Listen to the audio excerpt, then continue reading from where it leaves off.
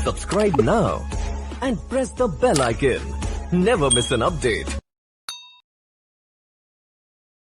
Hello dear student, स्वागत है आपका पुनः हमारे यूट्यूब चैनल में। फ्लैंज बीम का आज हम पार्ट 2 देख रहे हैं। मतलब कोई पार्ट नहीं है, हम अपने हिसाब से बता रहे हैं। एक लेक्चर हमारा हो चुका है फ्लैंज बीम पे, ये दूसरा लेक्चर हमारा फ्लैंज बीम या टी बीम पे जा रहा है, ठीक है, जिसमें हमने कुछ बेसिक की बात किया था।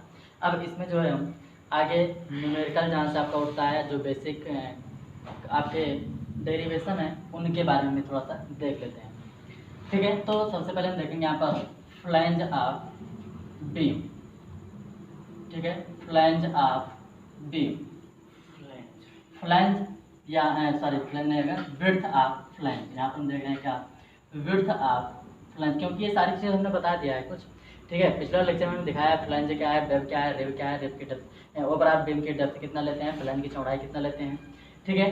तो यहाँ पर हम जो देख रहे हैं इफेक्टिव विड्थ ऑफ फ्लैंज, ठीक है, इफेक्टिव विड्थ। यहाँ पर हमने किसकी बात किया है, इफेक्टिव विड्थ की बात किया गया है, ठीक है। अब इसमें देखो, एक बार हम टी बीम का देखेंगे और फिर उसके बाद हम थोड़ा सा यल बीम के लिए भी यहीं पर समझा देंगे। असल में ज़्यादातर आपका टी बीम भी पूछता है, यल बीम बहुत कम आता है, ठीक है। देखिए यहाँ पर क्या है, समझे यहाँ पर, ठीक है। आइसोलेटेड का अलग होगा, इसका अलग होगा, पहले समझते हैं थोड़ा सा, ठीक है। मोनोलिथिक पहले यहाँ पर बनाते हैं। मान लेते हैं हमारे पास एक स्लैब है, ये स्लैब हमने कुछ इस प्रकार से ढाला और यहीं पर हमने एक बीम भी इस प्रकार से बना दिया, ठीक है। यहाँ पर बीम भी बना दी। इसके बाद कुछ दूर पर हमने दूसरा बीम भी बनाया यहाँ पर, ठीक है। उससे मतलब नहीं है, दूसरा बीम भी हो सकता है। चलिए यहाँ से इसके सेंटर से यहाँ तक, मान लेते हैं सेंटर से है, अगर सेंटर से नहीं है, अगर मान लीजिए यहाँ से तो कोई दिक्कत नहीं है, ठीक है। तो कहीं से भी हो सकता है, हम इसके सेंटर से ले रहे हैं, और जब सेंटर से ले रहे हैं तो मान लेते हैं ये वाली जो डिस्टेंस है ए, और इसके पीछे ये जो डिस्टेंस है उसको हमने क्या मान लिया यहाँ पर डी। मतलब बीम से बीम या बीम के सेंटर से सेंटर की जो डिस्टेंस है वो हमने ए और बी मान लिया है, और हम ये मान रहे हैं कि ए और बी दोनों आपस में क्या है, यहाँ पर बराबर। हमने यहाँ पर देखा तो हम कह रहे हैं कि जो इसका फ्लैंज की चौड़ाई होगा वो कितना होगा, फ्लैंज की चौड़ाई कितना होगा, अर्थात b इक्वल टू कितना होगा, तो हम कहेंगे a/2 प्लस b/2। मतलब क्या कि आधा इधर का लेगा और आधा इधर का लेगा, यही इसकी क्या हो जाएगी, फ्लैंज की चौड़ाई हो जाएगी। क्लियर हो यहाँ से। लेकिन हमने यहाँ पर हेडिंग क्या डाला, effective width of flange. Effective width of flange ये क्या है, इफेक्टिव विड्थ ऑफ फ्लैंज ये क्या है, थोड़ा सा हम देख लेते हैं, ठीक है। ये देखो यहाँ पर, ये हमने इसको बना लिया, और ये पूरा क्या है इसका, ये पूरा इसका क्या है, width of flange, total width है, ठीक है। अब देखो यहाँ पर क्या होता है कि इसी को हम थोड़ा सा एक डायग्राम और बना रहे हैं नीचे, इसी को हम थोड़ा सा डायग्राम और नीचे बना रहे हैं। ये हमारा मान लेते हैं एक रस्सी है कुछ इस प्रकार से, और यहीं पर अगर हम लोड लटकाएं तो ये हमारा रस्सी कुछ इस प्रकार से ऐसे बनेगा, ठीक है। तो यहाँ पर हम देख रहे हैं क्या कि कुछ पार्ट क्या हो रहा है, नीचे की ओर बेंड हो रहा है। जैसे हमने कहा कि यहीं पर एक बाल्टी टांग दीजिए, यहीं पर क्या कीजिए, बाल्टी टांग दीजिए, और जहाँ पर हम लोड टांगेंगे उसके स्थान पर कुछ दूर में ये क्या होता है, थोड़ा सा नीचे की ओर बेंड होता है। अब रस्सी होती है तो रस्सी आपको कुछ इस प्रकार से दिखता है, ठीक है।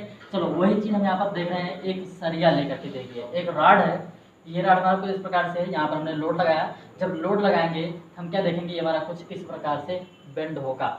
हमने इसके सिरे को फिक्स कर दिया, इसके सिरे को भी हमने फिक्स कर दिया। अब बता भाई, जब इस पर हम लोड लगा रहे हैं तो ये हमारा कुछ इस प्रकार से पकड़ होने का प्रयास करेगा, क्यों, ये तो होगा नहीं होगा, कुछ इस प्रकार से पकड़ होने का प्रयास करेगा। तो हम कह रहे हैं क्या कि जितनी लंबाई है, जितनी चौड़ाई, या वह चौड़ाई जो बीम के साथ बेंड कर रहा है, वह चौड़ाई जो बीम के साथ बेंड कर रहा है, उसको हम क्या बोलेंगे, इफेक्टिव विड्थ ऑफ फ्लैंज। या हम कह सकते हैं कि वह चौड़ाई जो लोड पड़ने पर बीम के साथ डिफ्लेक्ट हो रहा है, उसको हम क्या बोलेंगे, इफेक्टिव विड्थ ऑफ फ्लैंज। यहीं से हम देख लीजिए, यहीं से देख लीजिए, ठीक है, यहीं से देखिए, क्योंकि स्लैब है, इधर भी फिक्स होगा, मतलब इधर भी फिक्स होगा। अब हम कहेंगे ये जब नीचे को बेंड होगा तो कुछ पार्ट, ठीक है, इस स्लैब का कुछ पार्ट लेकर के क्या करेंगे, नीचे की ओर बेंड होगा, ठीक है। हम यहाँ पर एक डायग्राम और बना रहे हैं, देखिए ये है स्लैब, ये स्लैब की मोटाई है, ये हमारा कुछ इस प्रकार से बेंड कर रहा है, ठीक है। ये हमारा टी बीम है, मान लेते हैं कुछ इस प्रकार से, ठीक है। फिर ये हमारा ऊपर की ओर गया, फिर ये हमारा ऊपर की ओर गया, और यहाँ से ये हमारा इधर की ओर बन गया। यहीं पर हमारा ये बीम था, यहीं पर हमारा ये क्या था, बीम था। देखो यहाँ से लेकर यहाँ तक इसका विड्थ था, अर्थात फ्लैंज की टोटल चौड़ाई थी। अब जितना चौड़ाई, ठीक है, जो चौड़ाई इस स्लैब के साथ क्या हो रहा है, बेंड हो रहा है। या हम कह रहे हैं स्लैब का वह चौड़ाई जो बीम के साथ बेंड हो रहा है उसको हम क्या बोल देंगे यहाँ पर, flange, effective width of flange. अब इसी को दूसरे तरीके से देख लीजिए, ठीक है। यहाँ पर आपको हो सकता है समझ में ना आ रहा हो। यहाँ पर देखिए ये हमारे पास एक टी बीम है, यहाँ पर एक हमारे पास क्या है, ये टी बीम है। हमने इस पर लोड अप्लाई किया, हम क्या देखेंगे, ये कुछ पार्ट हमारा इस प्रकार से बेंड हो जाएगा, ठीक है। ये कुछ पार्ट हमारा इस प्रकार से क्या होता है, बेंड हो जाता है। ये टोटल जो आपका दिख रहा है ये है V, ठीक है। और जितनी दूर में क्या हो रहा है, बेंड हुआ है, बकल हुआ, वो हमारा क्या हो जाएगा, इफेक्टिव विड्थ। ये हमारा क्या हो जाएगा, इफेक्टिव विड्थ ऑफ फ्लैंज। दोनों मतलब समझा गया है, ठीक है। विड्थ ऑफ फ्लैंज क्या है, हम कहेंगे दोनों से दो बीम के सेंटर से सेंटर की जो डिस्टेंस है, ठीक है, आधा इधर का आधा इधर का ले लीजिए, वही हमारा क्या हो जाएगा, इफेक्टिव, वही आपका हो जाएगा विड्थ ऑफ फ्लैंज। और इसके लिए हमने आपको कल कुछ लिखाया था, पिछले वाले लेक्चर में हमने कुछ आपको बताया था, 12DF और प्लस BW के आसपास वहाँ पर ले लेते हैं, या A/2 प्लस B/2 लेकर हम सॉल्व कर सकते हैं, ठीक है। लेकिन यहाँ पर इफेक्टिव विड्थ की हम जब बात करेंगे तो इफेक्टिव विड्थ का मतलब यह कि स्लैब की वह चौड़ाई, ठीक है। इफेक्टिव विड्थ की बात कर रहे हैं, स्लैब की वह चौड़ाई जो बीम के साथ बेंड करता है, उसे हम क्या कहेंगे, इफेक्टिव विड्थ ऑफ फ्लैंज कहते हैं, फिर उसे इफेक्टिव विड्थ ऑफ फ्लैंज कहते हैं। और इफेक्टिव विड्थ ऑफ फ्लैंज को हम BF से दर्शाते हैं, ठीक है। इफेक्टिव विड्थ ऑफ फ्लैंज मान लेते हैं हमारा इतना आया, ये हमारा इतना आया, और यहाँ से लेकर ये वाली जो चौड़ाई होगी इफेक्टिव विड्थ ऑफ फ्लैंज हो जाएगा। क्लियर हुआ, ठीक है। अभी हम जो डायग्राम बनाए थे उसको आप चाहो तो आगे बना लीजिएगा, ठीक है। इतना हुआ। अब हम बात करते हैं कि इसको हम कैलकुलेट कैसे करते हैं, तो डायग्राम आप लोग बना लीजिएगा, हम डायरेक्ट सॉल्व करने चल रहे हैं, ठीक है।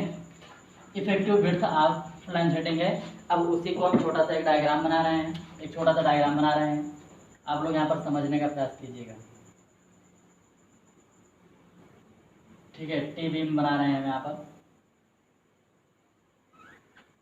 हो सकता है इसके बाद भी कुछ रहे, उससे मतलब नहीं है। चलिए यहाँ से यहाँ तक, देखिए यहाँ तक बाहर तक ले रहे हैं, ठीक है, इसके बाहर तक ले रहे हैं।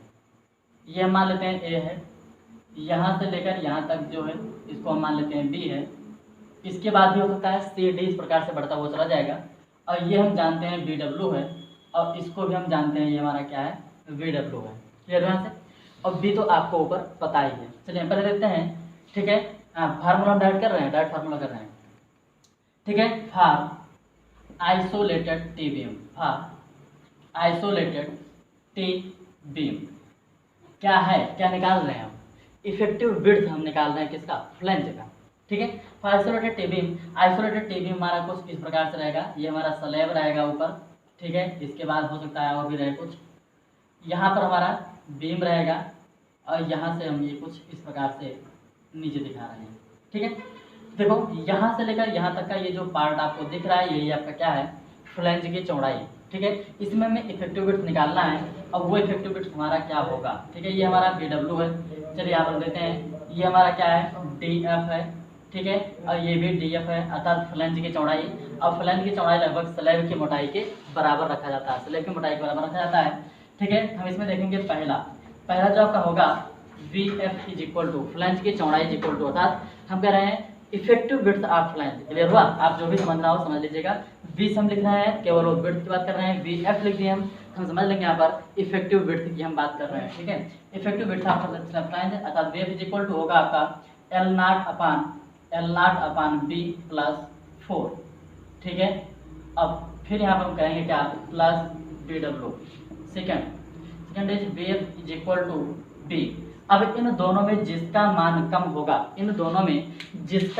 होगा वो हमारा क्या हो जाएगा, इफेक्टिव विड्थ ऑफ फ्लैंज। किसके लिए, फॉर आइसोलेटेड टी बीम। ये आपका L0 क्या है, आपका, ठीक है। L0 आपका क्या है, चलिए यहाँ पर देख लीजिए, अभी आगे हम डायग्राम समझा दे रहे हैं। L0 इज इक्वल टू आपका है डिस्टेंस, ठीक है, बिटवीन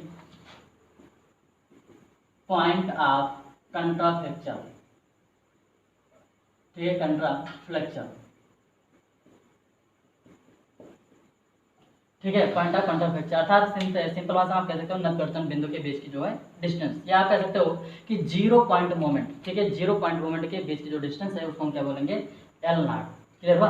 अब अगर इसी को हम देखना चाहें, हाँ इसको लिख लीजिए, इन दोनों में जिसका मान कम रहेगा उसके लिए हम निकालेंगे क्या, फ्लैंज की चौड़ाई, ठीक है। चलिए यहाँ पर थोड़ा सा हम देख लेते हैं। मान लेते हैं कि कंटिन्यूस बीम है, क्योंकि कंटिन्यूस बीम में आपका पॉइंट ऑफ कंट्राफेक्चर देखने को मिलता है, फिक्स बीम में देखने को मिलता है। ठीक है, ये बीम है। हम इन दोनों बीम की बात नहीं कर रहे हैं, कोई एक बीम उठाइए, कोई एक बीम उठाया गया, एक बीम हमने यहाँ पर बना दिया। ठीक है, इस प्रकार से बीम बनाया। दो सपोर्ट हो सकता है, अगर दो सपोर्ट है हम कह रहे हैं सिंपल सपोर्ट। क्या सिंपल सपोर्ट में कोई भी पॉइंट ऑफ कंट्राफेक्चर होगा? बिल्कुल नहीं होगा। ठीक है, तो अब इसके लिए एल नॉट का मान क्या हो जाएगा? एल के बराबर रख लेंगे।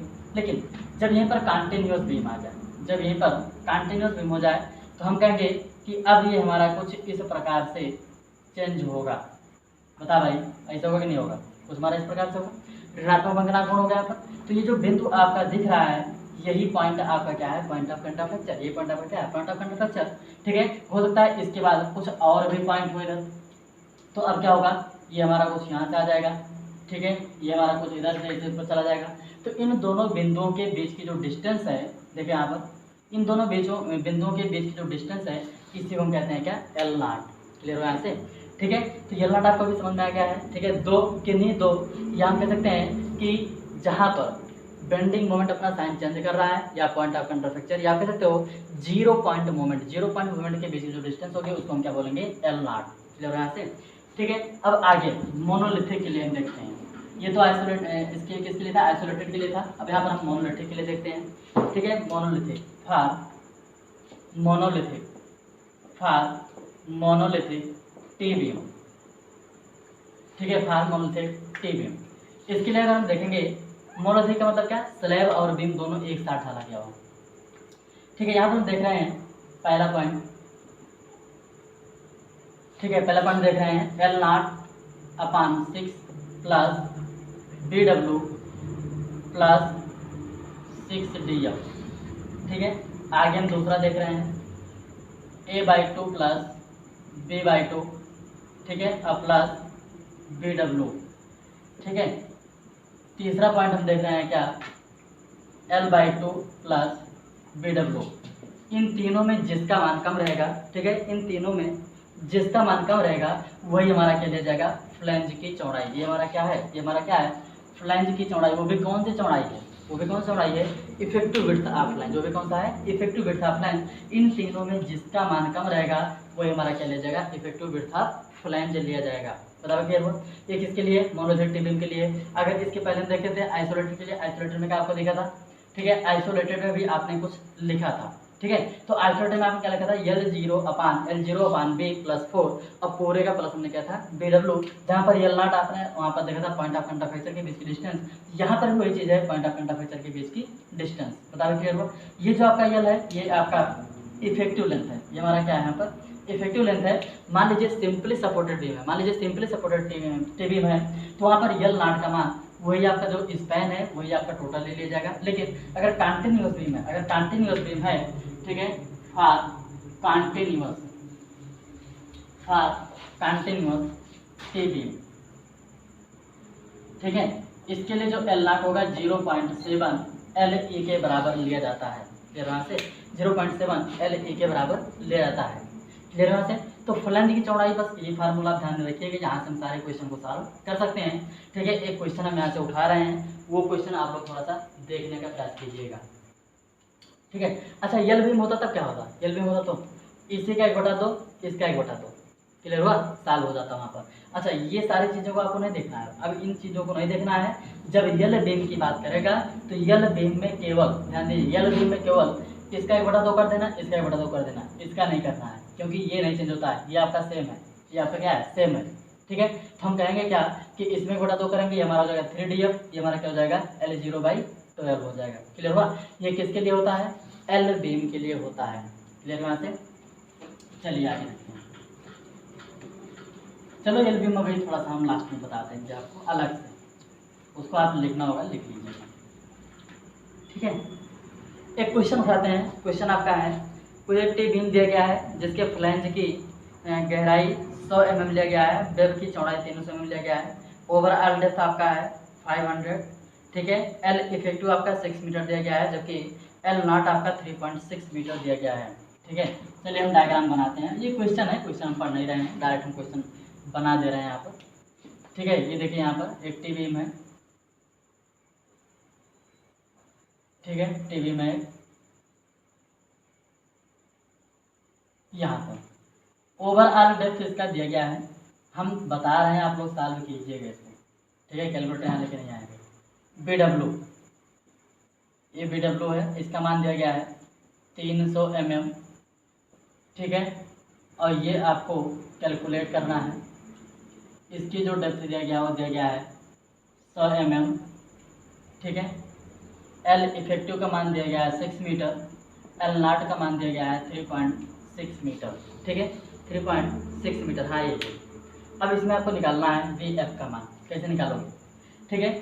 तो हाँ, क्वेश्चन आपका क्या है, हाँ यहाँ पर ये नहीं बोला गया है कि आइसोलेटेड है, कि आपका मोनोलिथिक है, तो हम वहाँ पर मानेंगे मोनोलिथिक टीपीएम है, क्लियर यहाँ से। क्योंकि अगर आइसोलेटेड होता है इसके ऊपर बोलता है इसके ऊपर स्लैब भी बनाया गया है, और फिर इसके फ्लैंज की चौड़ाई भी इतना दिया गया है, ठीक है। तो ये सब नहीं बोला गया, जब कुछ भी ना बोला जाए तुरंत मानेंगे वहाँ पर मोनोलिथिक टीपीएम है। और इसके लिए V F is equal to हम कहेंगे L naught upon 6 plus B W plus 6 D F, तुरंत ये वाला फॉर्मूला लगाइएगा, यहाँ से आपका सॉल्व हो जाएगा, क्लियर हुआ। अच्छा मान लीजिए इसके बाद फिर बोल दिया कि किन्हीं दो, ठीक है, धर्म के सेंटर से सेंटर के बीच की डिस्टेंस, ठीक, कुछ भी दे सकता है, वो कुछ भी दे सकता है। मान लीजिए दे दे यहाँ पर कितना 3.5 मीटर, ठीक है, 4 मीटर, कुछ भी दे सकता है। मान लीजिए 4 मीटर दे दिया, अब कैसे निकालोगे, ठीक है। ये पता चल गया नहीं चल गया भाई, किन्हीं दो बीम के सेंटर से सेंटर की डिस्टेंस पता है कि नहीं। यहाँ से जब सेंटर से सेंटर की डिस्टेंस पता है तो हम कहेंगे क्या कि इनका आधा ले लीजिए, अर्थात कोई एक डिस्टेंस ले लीजिए, अर्थात B F is equal to हम बोल देंगे यहाँ पर क्या 4, क्लियर हुआ से। सेंटर सेंटर न बोल करके ये बोलता कि बीम के फेस से फेस, ठीक है, फेस से फेस की डिस्टेंस बोल देता। मान लीजिए यहाँ पर बोल दिया 4 मीटर, अब हमारा क्या होगा, तो हम कहेंगे 4/2 प्लस 4/2 प्लस यहाँ पर क्या हो जाता है आपका बी डब्ल्यू, क्लियर यहाँ से। तो ये चीज़ क्वेश्चन में ध्यान देना कि वो डिस्टेंस कहाँ से दे रहा है, नहीं तो तुरंत वहाँ पर आप गलती करके चले आओगे। हाँ मतलब इसको सॉल्व नहीं कर पाओगे क्या, एल नॉट का मान डायरेक्ट आपको बताया 3.6 मीटर बाई 6 करेंगे, बी डब्ल्यू मान, ठीक है, mm है, इसको आप मीटर में बदल लीजिए, और चाहे तो आप टोटल mm में सॉल्व कर लीजिए, इसको हम बदल देंगे, ये आपका आएगा 3600 mm बटे 6 करेंगे, बटे यहाँ पर आपका होगा, ठीक है। अब सॉल्व करिए भाई, यहाँ पर नहीं सॉल्व करना, ठीक है। यहाँ पर बी डब्ल्यू मान आपका दिया गया 300 और 6 डी एफ का मान आपको दिया गया कितना 100, ठीक है। डायरेक्ट आप लोग सॉल्व कीजिएगा, ठीक है। हमारे ख्याल से यहाँ पर जो आएगा ये आपका आएगा 600, ठीक है, प्लस 300 और प्लस 600, ठीक है, 12 3 15, शायद इतना ही आपका आएगा। आप कैलकुलेटर में सॉल्व कीजिएगा, ठीक है। हम ये नहीं कह रहे हैं कि सही है, कैलकुलेटर में सॉल्व कर लीजिएगा, नहीं तब ये क्या करोगे, छाप लोगे, दोबारा लगाओगे नहीं। तो इसलिए हम कह रहे हैं क्या कि सॉल्व कीजिएगा, जो आएगा उठा के रखना, हो गया ना। तो क्वेश्चन हमारे ख्याल से हो जाएंगे, इसके जो भी क्वेश्चन होगा आप लगाइएगा, कोई दिक्कत नहीं है, सारे क्वेश्चन हो जाएंगे। चलिए एल बीम को थोड़ा सा हम दिखा देते हैं आपको, ठीक है। एल बीम बताए हैं, लेकिन फिर से आप अलग से इसको देख लीजिए। एल बीम, एल बीम क्या होता है, हम कह रहे हैं क्या कि किसी भी स्लैब के जो इंड सिरा होता है, जो उस पर बीम दी जाती है, उसको हम एल बीम कहते हैं, ठीक है। वो दीवार पे भी हो सकता है, कॉलम पे भी हो सकता है, ठीक है, अर्थात इंड मतलब एकदम सिरे पे जो बीम बनाई जाएगी। अब देखिए जो एल बीम का विड्थ होगा, विड्थ ऑफ फ्लैंज, इसको हम बताए हैं, फिर देख लीजिएगा। विड्थ ऑफ फ्लैंज जो भी होगा, ठीक है, पहला एल इफेक्टिव अपॉन 6 सेकेंड, ठीक है, 4 D F plus B W, third, ठीक है। थर्ड में आपका क्या होगा a/2 या b/2, ठीक है, कोई एक ले जाएगा, दोनों नहीं ले जाएगा, ठीक है। यह पर है क्या, देखिए आप, हाँ यहाँ पर हम देख रहे हैं ये जो एल बीम नहीं है, ये एल बीम है, ठीक है ना। अब यहाँ पर देखो ये हमारा है बी डब्ल्यू, ठीक है, यहाँ से यहाँ तक की जो दूरी है, अगर यहाँ से दूरी दे गया है ए, हम इसी में बी डब्ल्यू ऐड भी करेंगे, और इसके सेंटर से अगर ए दिया गया है तो हम बी डब्ल्यू वहाँ पर ऐड नहीं करेंगे, क्लियर यहाँ से, ठीक है। डी एफ क्या है, ये इसकी गहराई, ये आपका है क्या डी एफ। एल ई क्या है, एल ई क्या है, उस बीम की इफेक्टिव स्पैन, ठीक है, उस बीम की क्या है आपका इफेक्टिव स्पैन, बता क्लियर यहाँ से। तो ये विड्थ ऑफ फ्लैंज है। अब यहीं पर हम इफेक्टिव विड्थ ऑफ फ्लैंज की बात कर लेते हैं, यहीं पर हम बात कर लेते हैं इफेक्टिव विड्थ ऑफ फ्लैंज, ठीक है, वो भी किसका है, एल बीम का है, एल बीम का है। यहाँ से जब हम बी एफ की बात करेंगे तो ये आपका आएगा एल नॉट अपॉन 6 था, 12 हो जाएगा, प्लस बी डब्ल्यू अब प्लस 6 था जो हो जाएगा आपका 3 डी एफ, ठीक है। यहाँ से आप एल बीम का इफेक्टिव विड्थ भी यहाँ से आप निकाल सकते हैं। ठीक है, इन तीनों में जिसका मान कम होता है उसको लेते हैं। यहाँ पर एक ये वैल्यू है, इसे उठा के आप रख दीजिएगा। क्लियर हुआ? तो फ्लैंज हमने निकालना दिखा दिया है आपको। ठीक है, कोई दिक्कत नहीं है। ओवरऑल डेप्थ भी आपने निकाल लिया था। ठीक है, लगभग बेसिक चीज़ आपने खत्म कर लिया है। अब इसके बाद हम जब बात करेंगे वो हम बात करेंगे क्या, न्यूट्रल एक्सिस। जैसे कि आप लोग पहले भी जानते हैं, पहले हम वर्किंग पढ़ाएंगे, पहले हम वर्किंग स्टेट मेथड देखेंगे, फिर उसके बाद लिमिट स्टेट मेथड देखेंगे। ठीक है, लेसन थोड़ा बड़ा जाएगा, कोई दिक्कत नहीं है, समझ में सारी चीज़ें आएंगी। ठीक है, समझ में सारी चीज़ें आएंगी। लेसन हो सकता है कि आपका 5 या 6 लेक्चर हो जाए, कोई दिक्कत नहीं है, धीरे धीरे आप पढ़ते जाएंगे। चलिए देखते हैं थोड़ा सा depth of neutral axis. Depth of neutral axis. ठीक है, तो हम जानते हैं डेप्थ ऑफ न्यूट्रल एक्सिस में 2 प्रकार का न्यूट्रल एक्सिस होता है। कौन कौन होता है? एक होता है आपका क्रिटिकल न्यूट्रल एक्सिस, दूसरा हमारा क्या होता है, एक्चुअल न्यूट्रल एक्सिस। जब हम क्रिटिकल न्यूट्रल एक्सिस की बात करेंगे तो क्रिटिकल न्यूट्रल एक्सिस जो होता है वो स्टील के ग्रेड पर डिपेंड करता है, या बहुत पहले पढ़ चुके हो बचपन में। ठीक है, स्टार्टिंग में जो आप लेसन स्टार्ट किए थे तो वहाँ पर आपको पढ़ाया गया था कि जो आपका critical depth of neutral axis होता है वो किस पर डिपेंड करता है, स्टील के ग्रेड पर डिपेंड करता है। ठीक है, अगर हम निकालना चाहते हो तो एम सिग्मा से भी अपान एम सिग्मा से भी इंटू डी अपन एम सिग्मा से भी प्लस सिग्मा एस टी, यहाँ से करके आप एक्स सी का मान निकाल सकते हो। क्लियर हो? तो हम डायरेक्ट यहाँ पर हम फार्मूला उसका लिखेंगे, एक्स सी का हम डायरेक्ट फार्मूला यहाँ पर लिखेंगे M sigma C B into D upon M sigma C B plus sigma S T, क्योंकि इसका हमने डेरिवेशन कई बार करा चुके हैं। ठीक है, छोड़ो उसको, हम डायरेक्ट बात करेंगे actual depth of neutral axis. इसकी हम बात करेंगे actual depth of neutral axis.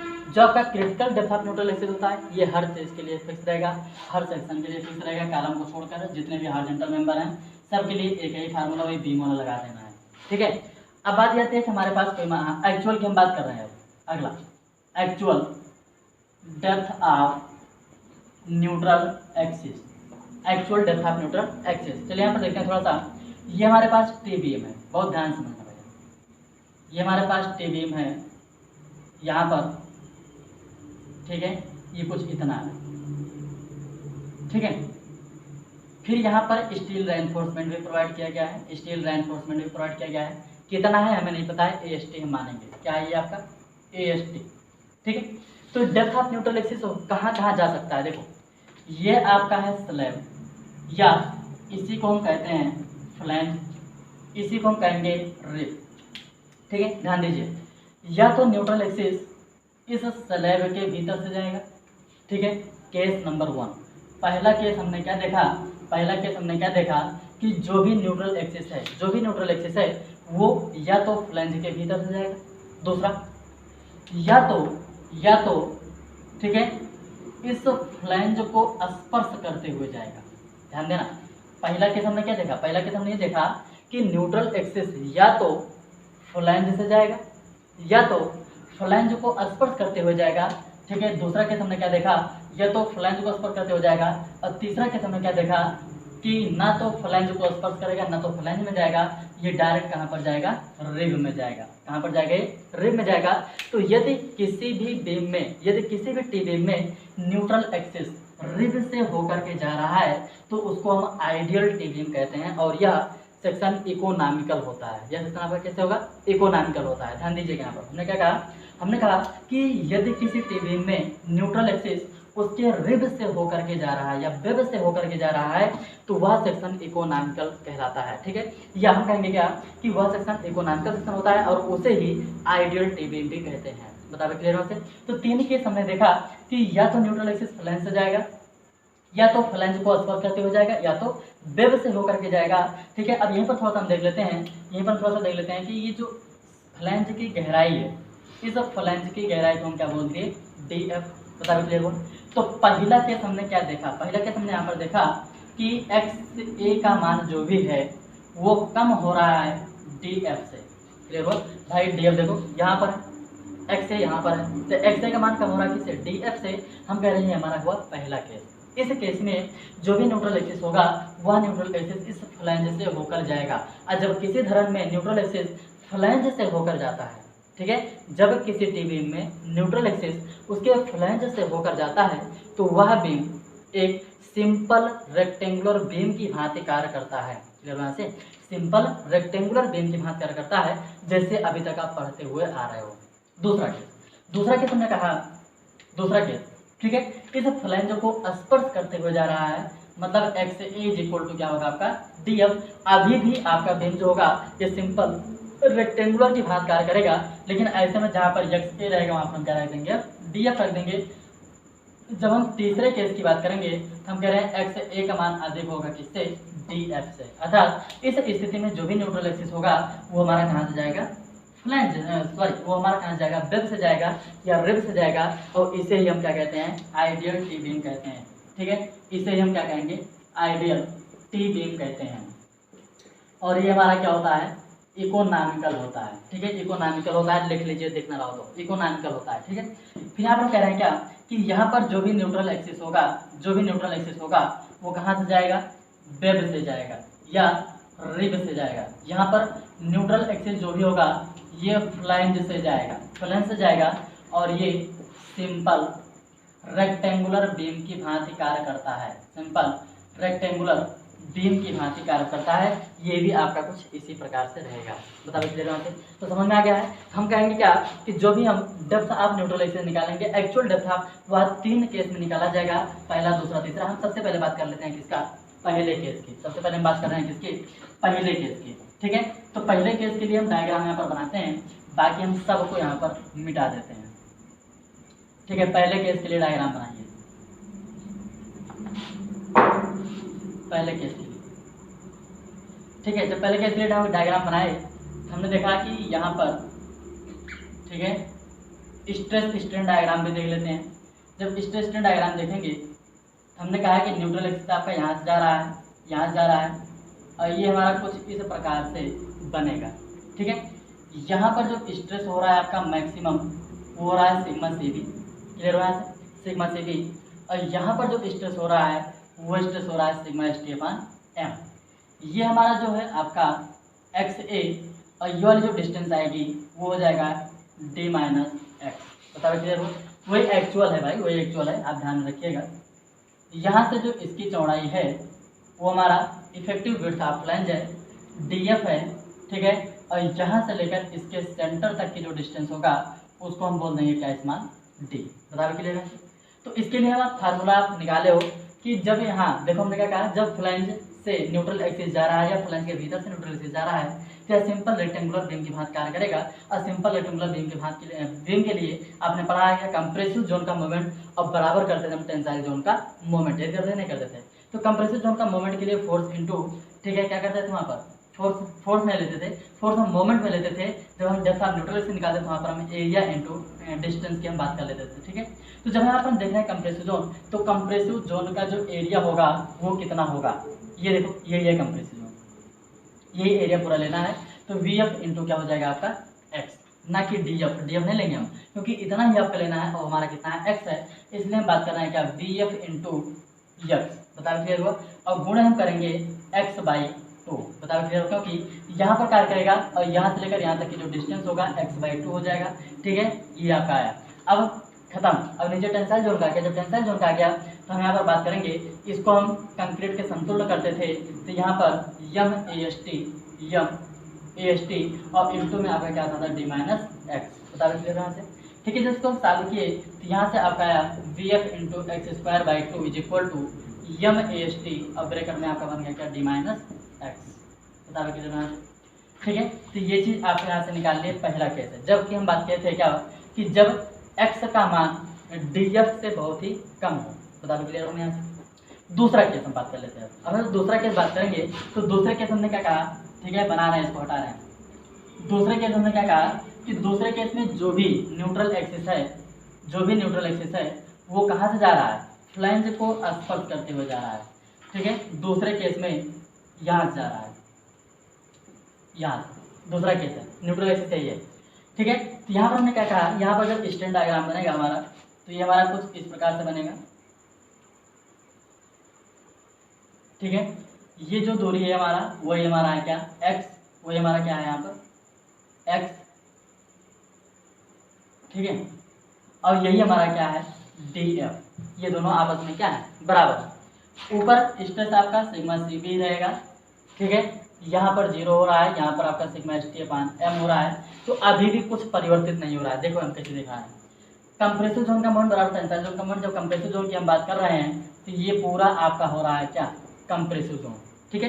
जब कंप्रेसिव जोन में हम बात कर रहे हैं, हम करेंगे इसका एरिया क्या होगा, B F into D F, other D F into D F. और फिर x बराबर डी एफ क्या है, तो हम कह रहे हैं जहाँ जहाँ पर x है, ठीक है, वहीं वहीं पर आप क्या कर दीजिए, डी एफ कर दीजिए, और यहाँ से डायरेक्ट आपका फार्मूला निकल जाएगा। चलिए देखते हैं थोड़ा सा, ठीक है। कंप्रेसिव जोन का मोमेंट बराबर टेंसाइल जोन का मोमेंट हम यहाँ पर भी करने का प्रयास कर रहे हैं, ठीक है।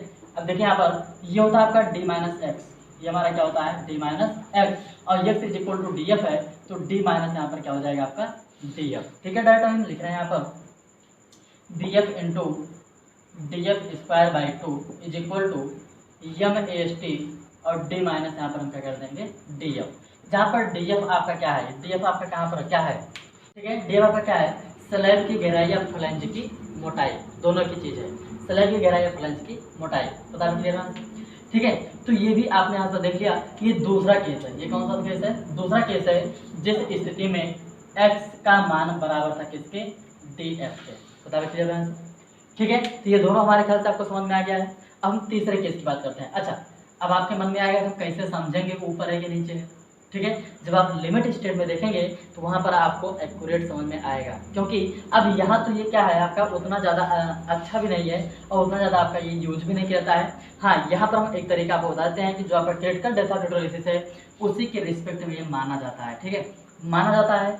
एरर हुआ फिर से हम मानेंगे, फिर से करेंगे, ठीक है, कई बार में ये लंबा प्रोसेस चलता है, ठीक है। तो इसलिए कह रहे हैं क्या कि आप डेरिवेशन करते हुए चलिए, न्यूमेरिकल आप लोग लगाइएगा इस पर। हाँ, जब लिमिट स्टेट का हम स्टार्टिंग करेंगे तो वहाँ पर आपको थोड़ा सा हम बेसिक बताएंगे, वहाँ से आपको समझ में आ जाएगा कि न्यूट्रल एक्सिस फ्लैंज के भीतर होगा कि रिब के भीतर होगा, वेब के भीतर होगा, ठीक है। वहाँ से आपको तुरंत समझ में आ जाता है। अगर यहाँ से आपको समझना है समझ लीजिए, ठीक है। कंप्रेसिव फोर्स और टेंसाइल फोर्स जिसका मान ज़्यादा होगा, ठीक है, उसी हिसाब से हम कहेंगे न्यूट्रल एक्सिस भी क्या होगा आपका वेरिएशन करता रहता है, ठीक है। न्यूट्रल एक्सिस की जो भी स्थिति होती है वो हमारी क्या होती है, वेरिएशन करती रहती है, क्लियर से। तो वो वहाँ की बातें हैं। अब यहाँ पर इधर डेरिवेशन कर लीजिए, ठीक है। अभी हम आगे थोड़ा सा और देखेंगे, उसके बाद आपको वहाँ से समझ में आएगा, हो जाएगा ना ऐसे। और नहीं तो जो आपका एक्स का मान निकलेगा वही को आप रख करके चेक कर सकते हो, कोई दिक्कत नहीं है, ठीक है। इतना हुआ। अच्छा, ये हम लिखा इसलिए ले रहे हैं क्योंकि वो आपका फिक्स नहीं है, ये हमने देखा है प्रैक्टिकली, ठीक है, कि लगभग क्वेश्चन आपके वहाँ से सॉल्व हो जाते हैं, ठीक है। चलिए ठीक है, दो केस हो गया। अब हम तीसरे केस की बात करते हैं। जब हम तीसरे केस की बात करेंगे तो तीसरे केस में हम जानते हैं क्या, तीसरे केस में क्या होता है कि जो भी न्यूट्रल एक्सिस है, जो भी न्यूट्रल एक्सिस है, ठीक है, वो वेब से होकर के जा रहा है या रिब से होकर के जा रहा है। चलिए, ये न्यूट्रल एक्सिस आपका यहाँ से होकर के जा रहा है, न्यूट्रल एक्सिस होकर के यहाँ जा रहा है। तो ऐसे हम बात करेंगे अगर में, तो यहाँ पर जो इनका डायग्राम बनेगा, ठीक है, स्ट्रेट डायग्राम जो यहाँ पर बनेगा वो हमारा कुछ इस प्रकार से बनेगा। यहाँ पर न्यूट्रल एक्सिस है, यहाँ पर क्या है इसका फ्लैंज है, ठीक है, निचला तल और फ्लैंज का ऊपरी तल। यहाँ पर जब हम बात करेंगे तो यहाँ पर जो स्ट्रेस जनरेट होगा सिग्मा सी डी, यहाँ पर जो स्ट्रेस होगा सिग्मा सी बी डैश, ठीक है। और यहाँ से ये वाली जो डिस्टेंस है उसको हमने बोल दिया x, यहाँ से जो डिस्टेंस है उसको हमने बोल दिया d माइनस एक्स, बता क्लियर हुआ। और ये हमारा क्या है sigma S T upon M. अब इस स्थिति में हम क्या देख रहे हैं कि इस स्थिति में कंप्रेसिव जोन का मोमेंट और टेंसाइल जोन का मोमेंट ये आपका निकालना है, हर स्थिति नहीं करना है आपको, ठीक है। लेकिन यहाँ पर आप क्या देख रहे हैं कि एक आपका ये है ऊपर वाला फ्लैंज कंप्रेसिव जोन में, फिर आपका ये थोड़ा सा वेब भी कंप्रेसिव जोन में, थोड़ा सा वेब भी कंप्रेसिव जोन में है। तो हम कह रहे हैं भैया इनकी गहराई क्या होगी, इनकी गहराई क्या होगी, तो इनकी गहराई देखो क्या होगी, देखिए यहाँ पर ये टोटल मिला के x है, टोटल मिला के क्या है x है, x में से अगर हम डी हटा दें तो भाई इसके बीच का मान आएगा कि नहीं आ जाएगा। तो हम कहेंगे क्या कि इनका जो मान आएगा x माइनस क्या हो जाएगा वो डी एफ, एक्स माइनस क्या हो जाएगा वो डी एफ हो जाएगा, ठीक है। ये इतनी वैल्यू है x माइनस डी एफ। अब इनका हम अलग मोमेंट निकालेंगे, इनका अलग मोमेंट निकालेंगे, दोनों को हम आपस में क्या करेंगे ऐड करेंगे। अब बराबर में आपका तो ये रहेगा। चलिए देखते हैं, ठीक है, कंप्रेशन जोन का, ठीक है, यहाँ पर हमने देख लिया। अब यहाँ पर हम देख रहे हैं क्या कि वही चीज़ आपको फिर से करना है, कंप्रेसिव जोन का मोमेंट और बराबर टेंसाइल जोन का मोमेंट। जब हम कंप्रेसिव जोन का मोमेंट की बात करेंगे हमारा ये पड़ेगा और ये भी पड़ेगा। यहाँ पर हम डायरेक्ट कर लेते हैं डायरेक्ट, ठीक है, D F into D F area हुआ, कहाँ पर कार्य करेगा, इसके बीचों बीच में कार्य करेगा। यहाँ से लेकर यहाँ तक की हम डिस्टेंस की बात करेंगे, यहाँ से लेकर यहाँ तक की डिस्टेंस की बात करेंगे। और ये जो डिस्टेंस आएगा देखो टोटल x है, उस x में से df/2 घटा दीजिए, ये वाला बीच का डिस्टेंस आ जाएगा और ये हम यहाँ पर लिखेंगे क्या, x माइनस df/2। बता रहे क्लियर आंसर, ठीक है। ये आपका हुआ फ्लैंज का। प्लस हम करेंगे वेब का। और जब वेब की हम बात करेंगे तो ये BW इसकी चौड़ाई और इसकी गहराई, अर्थात BW और इंटू में आपका आएगा x माइनस df। बता भाई एरिया हुआ, और गुणे फिर हम कर देंगे x माइनस df पूरे का बटा 2। क्यों? क्योंकि ये पॉइंट हमारा कहाँ प्रकार करेगा, यहाँ प्रकार करेगा, यहाँ से यहाँ तक की डिस्टेंस हो जाएगी आधे दूरी, ठीक है। अब इसके बाद टेंसाइल जोन का मोमेंट होगा और ये हमारा आ जाएगा m/d माइनस x। तो इसको हम आगे सॉल्व करा रहे हैं, तो यहाँ पर हम देख रहे हैं क्या कि ये बन रहा है आपका bf इंटू df और फिर ब्रैकेट में आपका बनेगा x माइनस df/2, सिर्फ इसका बटे 2 है, सिर्फ इसका बटे 2 है, ठीक है। प्लस का निशान लगाएंगे, bw x माइनस df का होल स्क्वायर और इस पूरे का बटा यहाँ पर क्या हो रहा है 2, ठीक है। और ये बराबर आपका आ रहा है m/d और d माइनस x। बता बैठिएगा, ठीक है। तो ये जो मोमेंट यहाँ पर दिख रहा है ये रेब का मोमेंट है, वेब का मोमेंट है। ये वेब का मोमेंट हम निगलेक्ट करेंगे क्योंकि इससे क्या आपने डबल रैंक पर में पढ़ा है कि जो भी कंप्रेसिव मोमेंट होता है वो हमारा बहुत ही कम रजिस्ट करता है, तो वहाँ पर ऐसी केस नहीं थी, लेकिन यहाँ पर हमें लगाना ही लगाना है क्योंकि जो वेब है या जो रिब है ये कंप्रेसिव मोमेंट ज़्यादा रजिस्ट नहीं कर पाता है। टोटल मोमेंट का केवल 1 से 1.5% मोमेंट ही रजिस्ट करता है। फिर ध्यान देखिए, हमने कहा वेब कंप्रेसिव जोन में जो वेब है उसकी बात कर रहे हैं। कंप्रेसिव जोन का जो वेब है वो टोटल मोमेंट का 1 से 1.5% ही रजिस्ट करता है, क्लियर हुआ।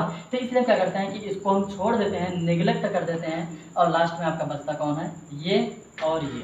इसको छोड़िए चाहे ना छोड़िए, ठीक है, आपके ऊपर है, लेकिन ऐसा कोड में मान्यता है कि इसको आप छोड़ सकते हो, अर्थात इस रिब को आप छोड़ सकते हो, कोई दिक्कत नहीं है, ठीक है। क्यों छोड़ रहे हैं? क्योंकि टोटल मोमेंट का 1 से 1.5% ही मोमेंट को रजिस्ट करता है, ठीक है। तो इसके बाद जो है अगले लेक्चर में देखेंगे, हम इसको जो है छोड़ दे रहे हैं, क्लियर हो। Subscribe now and press the bell icon. Never miss an update.